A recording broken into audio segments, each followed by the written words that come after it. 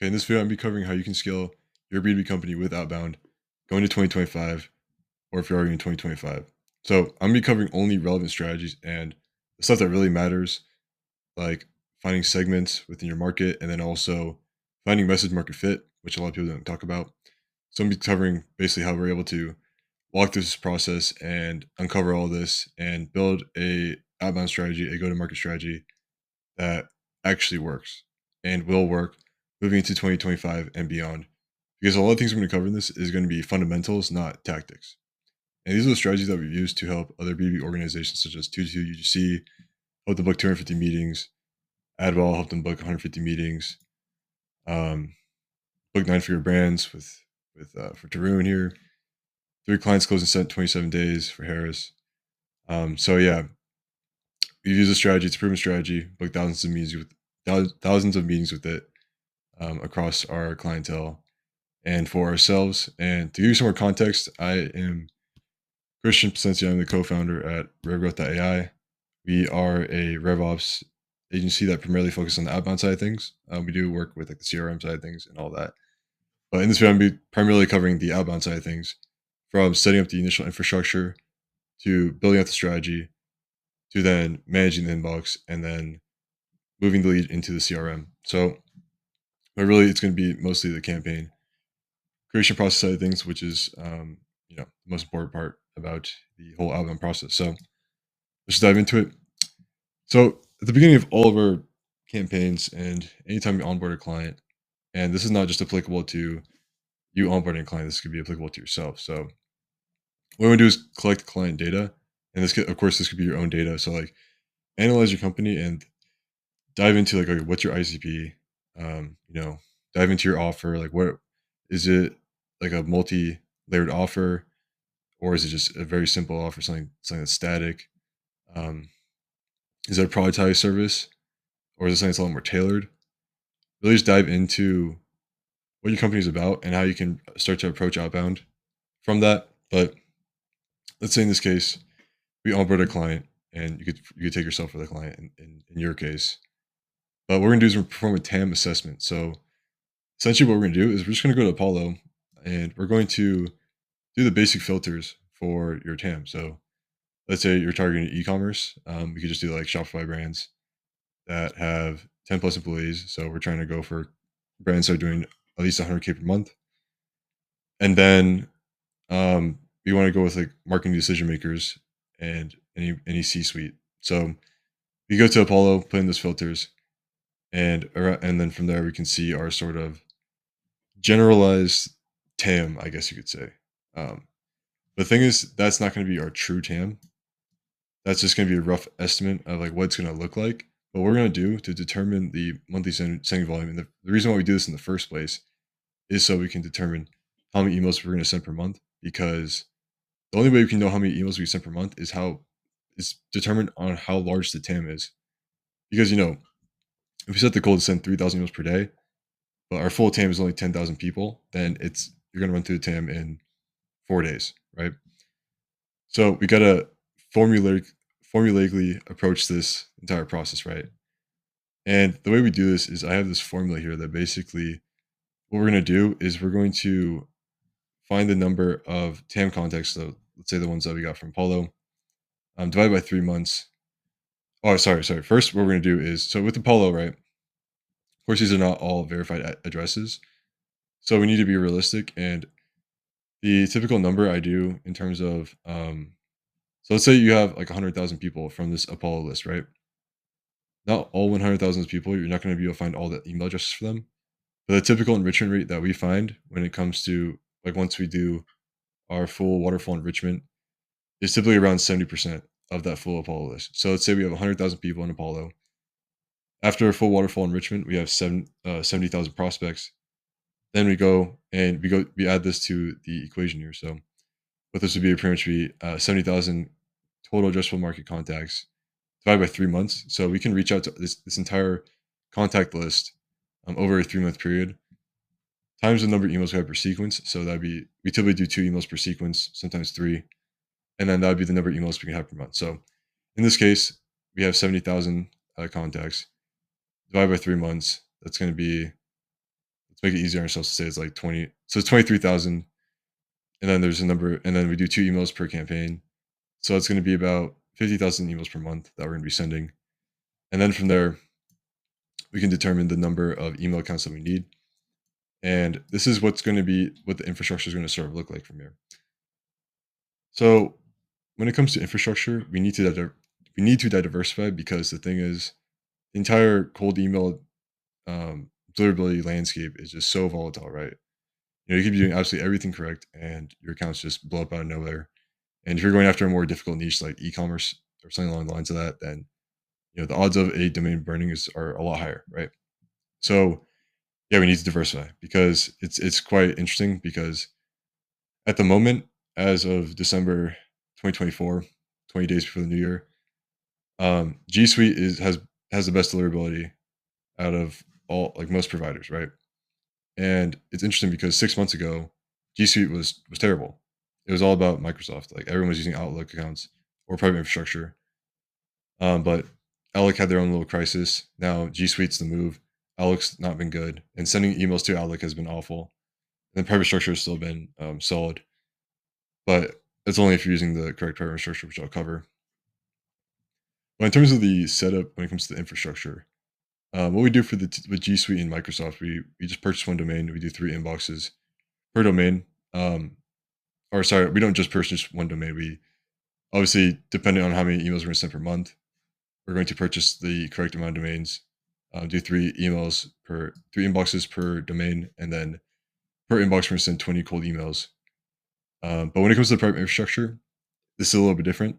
So the way this works is with private infrastructure, they have their own Cloudflare IP that we can send from.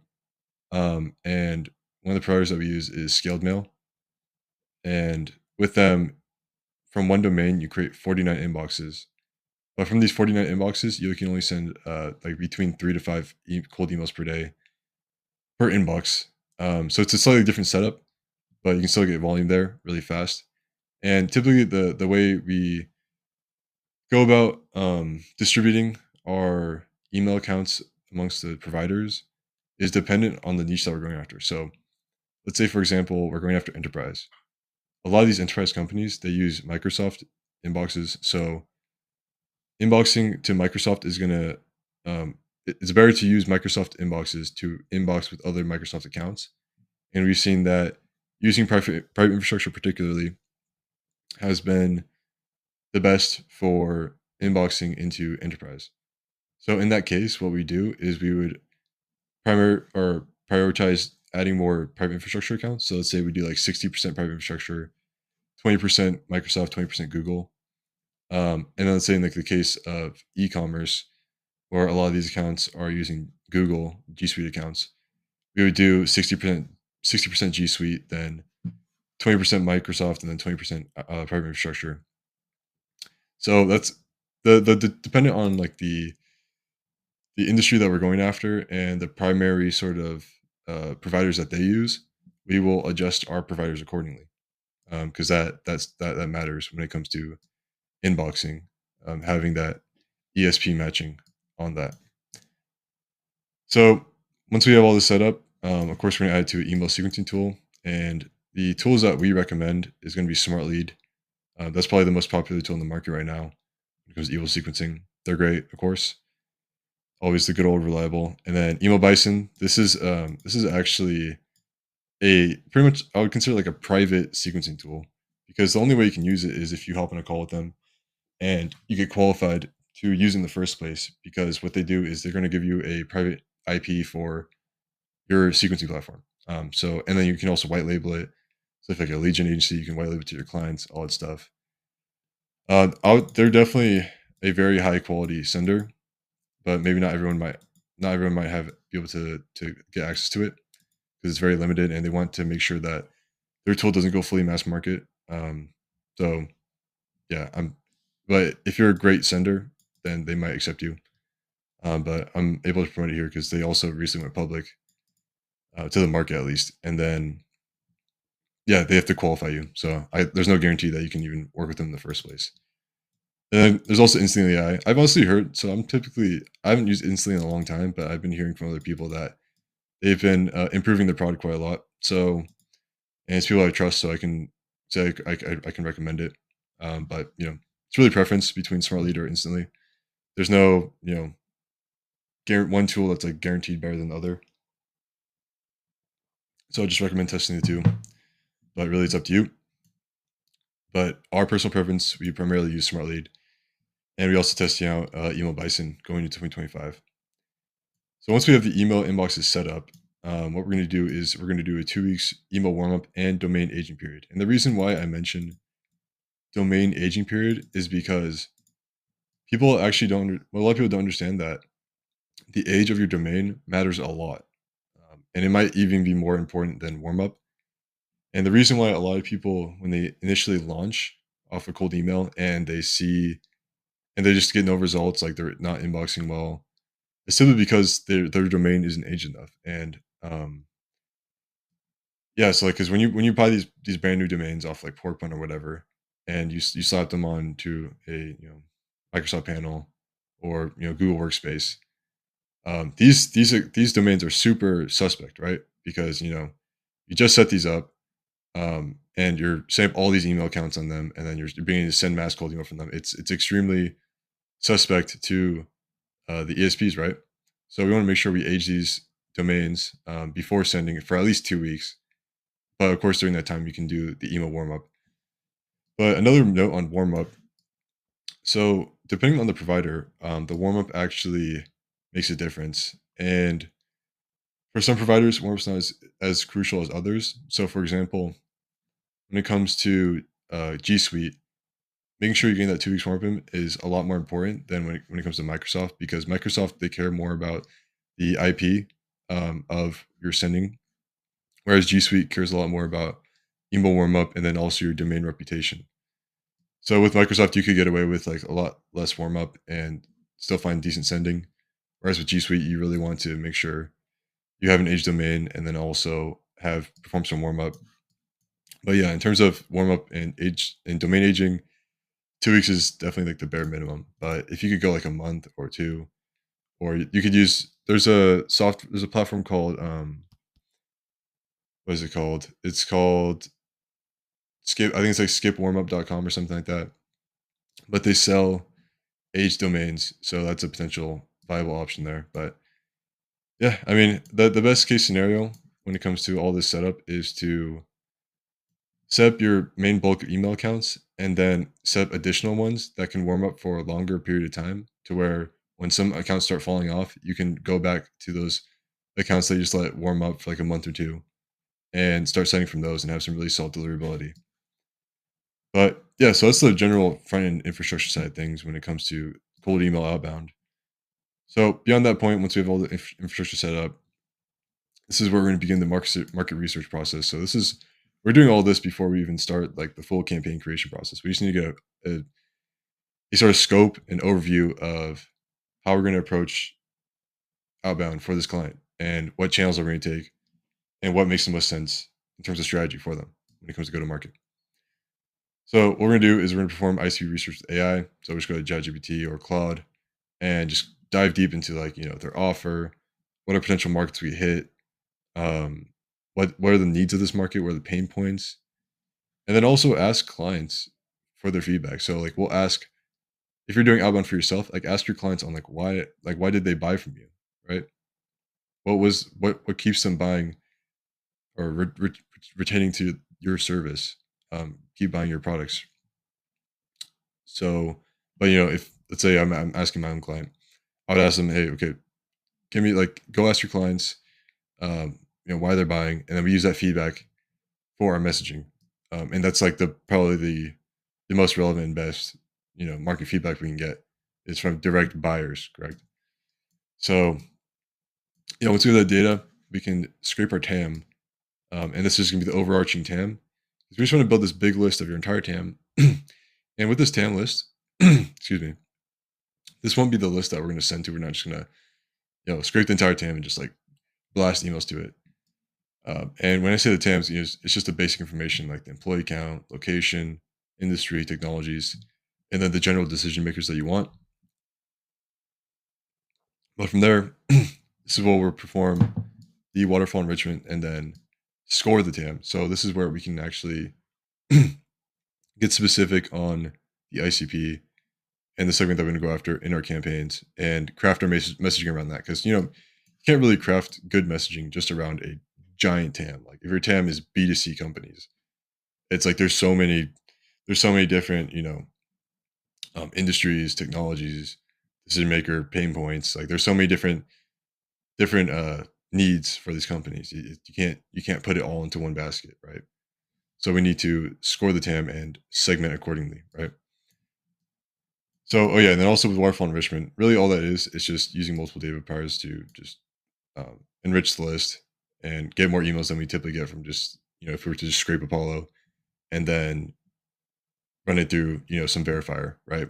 Like we'll use multiple data providers like Prospeo, Lead Magic, ICPs, then run it through a verifier, then also run it through a catch-all verifier like Enrichly, so we can just get as much TAM as possible before segmenting it, right?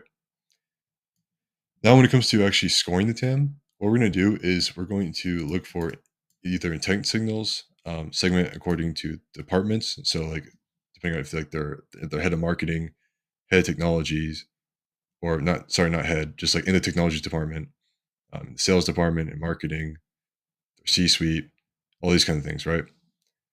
And then also the sub industry, right? So, if we're targeting B2C companies, maybe we're going after specifically, let's say, like e-learning companies or healthcare or finance or like credit card companies, things like that, right?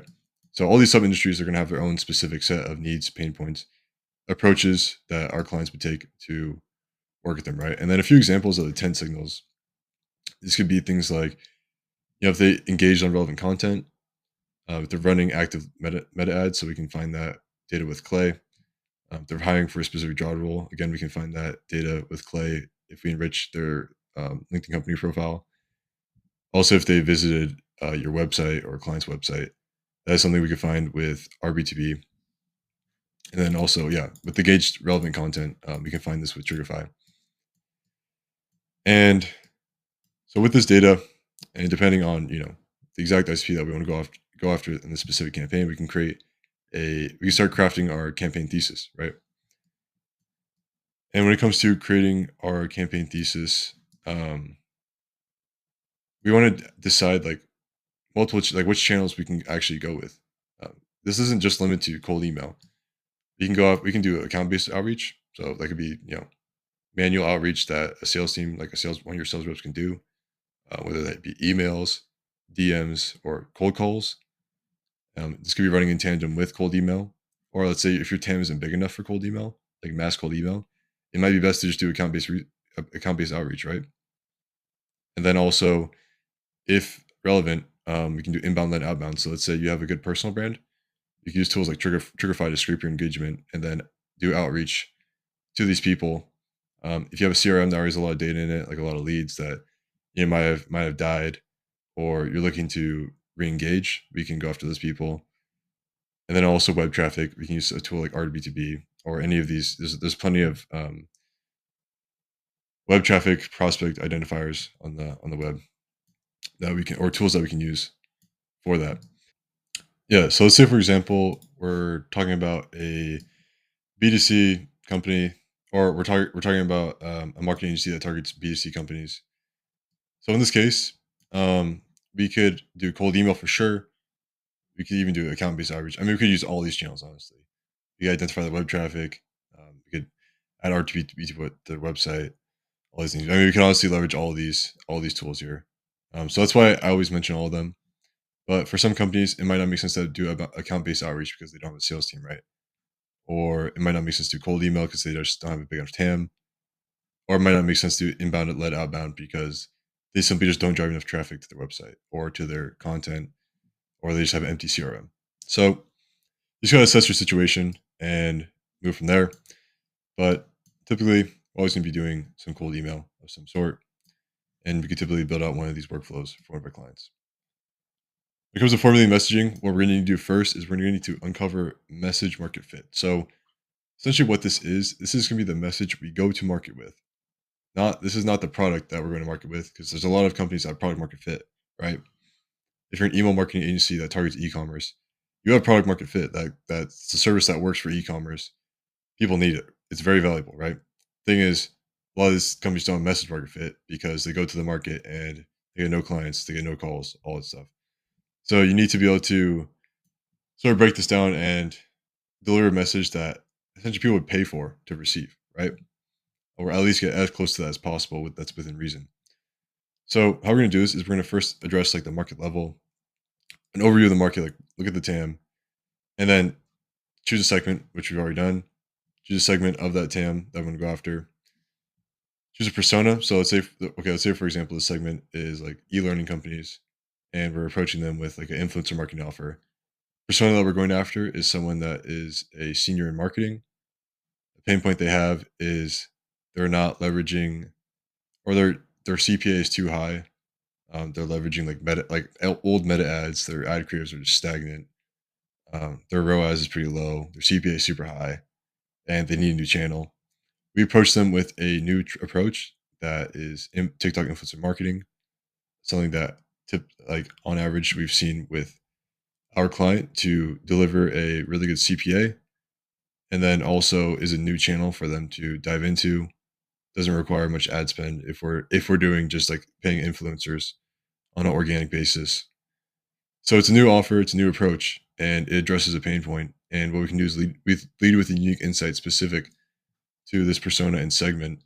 So, like say for example, e-learning companies, TikTok has a educational favorite algorithm. So we can go ahead and mention that in the email, and then also, and that'll be relevant to the persona as well. Yeah, so this will be relevant to the persona as well because maybe they have a specific KPI they're not hitting at their company in terms of the CPAs and things like that. And we're introducing a new solution to this.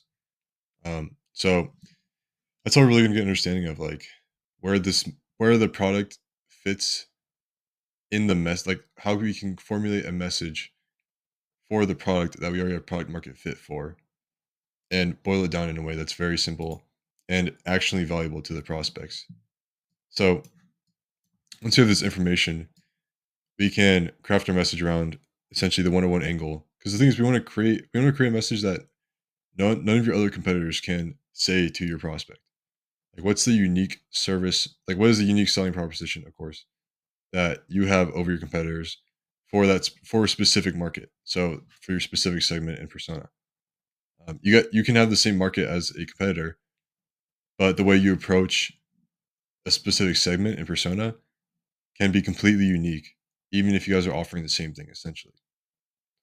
You just gotta identify like what within your service is unique to your company, and then highlight that in the email and address how it can help with these pain points, and be an appealing offer, of course. So once we have that in place, we can begin our A/B testing. We can do unique insights, like mention how go back to the e-learning case or e-learning company's case or campaign. We can mention how you know TikTok has an educational based favorite algorithm. We can give you can use AI to come with ideas for um, different campaigns that could potentially run for on these TikTok for these TikTok influencers. We do front offers. We can offer like influencer placing, or maybe some sort of like free campaign test run. Case studies, obviously, mentioning a relevant case study. This typically is best paired with a pain point. So like mentioning a pain point and then diving into your offer and then diving into the case study after that. Of course, pain points. So like mentioned CPAs, things like that. What they're potentially struggling with the marketing. Yeah, personalization. Again, this could even be tied back to the unique insights. So like mentioning some campaign ideas that we can run for them, or mention how you know your service can particularly fit well into the prospect's company. So you can mention like what their company does, tie your service into that, and make it make sense to them in terms of how your service could be relevant. And then intent signals. So this could be going back to you know mentioning one of these, and or you don't have to mention it a lot of times. You could just tie in something that'd be relevant to one of these. So like if they visit your website, then they're going to be a much warmer lead, and you can speak a lot more directly to them, or you could even call it out in your email if you wanted to. Then from there, we obviously finalize the scripts, add all this to the campaigns, launch the campaigns, and send the emails. And at this point, we are going to have an AI inbox management system in place. We use revreply.com. They have graciously given us access to their API, so we pretty much have the entire entire inbox management system fully automated by AI at this point. So that's super huge. But yeah, pretty much from this whole point on, we prompted AI on these 5 different case scenarios to tag out accordingly to if they're out of office, if they need more information, um, or if they're pricing objection, more information, if they're just sort of interested or they want a meeting already. And with AI, I mean, it's 24/7 inbox management. It responds in sub 5 minutes every time. And yeah, we just give it context on the reply templates that we want in place for it to sort of formulate around. And yeah, since the time and date has access to the Calendly for each of our clients, so we just give API access to the Calendlies, and pretty much takes over the entire process. All we need from there is just to book them in. But yeah, at this point, once they've responded, they're marked as interested, then they will be pushed into whatever CRM they're using and can be nurtured and followed up from there. But yeah, that's pretty much the full process when it comes to running an outbound motion going into 2025, going to different channels, testing all these different channels, and formulate your sort of messaging and the overall campaign creation process. So yeah, that's everything from the infrastructure setup to the interested lead. So yeah, if you're interested in learning more from me, you can subscribe to my free newsletter. It should be the first link in the description. If you're interested in working with us, if you want us to build out your full outbound strategy, you can go to revgrowth.ai and you can book a call with me. If you want to learn from me directly, we have my paid community, private community. We cover everything outbound at theoutboundcode.com. That'll also be in the description. But yeah, I hope you found this useful. And if you have any questions, of course, you can leave in the comments. But